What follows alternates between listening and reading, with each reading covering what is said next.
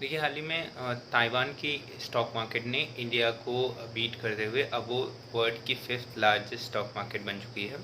पहले 5th पे India था, अब ताइवान आ चुका है।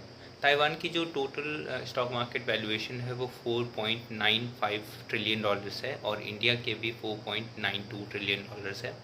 देखिए, इसमें ऐसा नहीं है कि उसकी जीडीपी ताइवान की इंडिया को बीट करेगी या उसके आसपास है। अभी ताइवान की जीडीपी काफ़ी छोटी है और इंडिया की बहुत ज़्यादा ही मतलब दोनों में गैप है, तो अभी उसका कोई चांस नहीं है कि वो जीडीपी के मामले में इंडिया को बीट कर पाए। लेकिन स्टॉक मार्केट में क्योंकि फ्यूचर वैल्यूएशंस देखी जाती हैं, कौन सी कंपनी या कौन से सेक्टर्स फ्यूचर में परफॉर्म करेंगे और उनकी डिमांड ज़्यादा रहेगी, उस पे इन्वेस्टर्स पैसा लगाते हैं।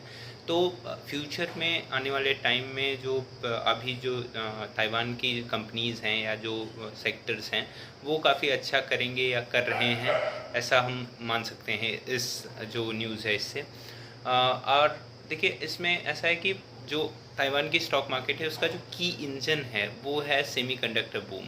क्योंकि अभी जितने भी एआई कंपनीज़ हैं उनका सबसे गोल्डन एरा चल रहा है, आप कह सकते हैं, और उन सबको सेमीकंडक्टर चाहिए अपनी जो एआई डेवलपमेंट है उसको आगे बढ़ाने के लिए। और ताइवान जो है वो एपिसेंटर ऑफ ये सेमीकंडक्टर कह सकते हैं आप। और उनकी जो स्टॉक मार्केट है ये भी इसको दर्शाती है, क्योंकि जो उनकी स्टॉक मार्केट का ग्रोथ इंजन जिसको आप कह सकते हैं वो है ताइवान सेमीकंडक्टर मैन्युफैक्चरिंग कंपनी।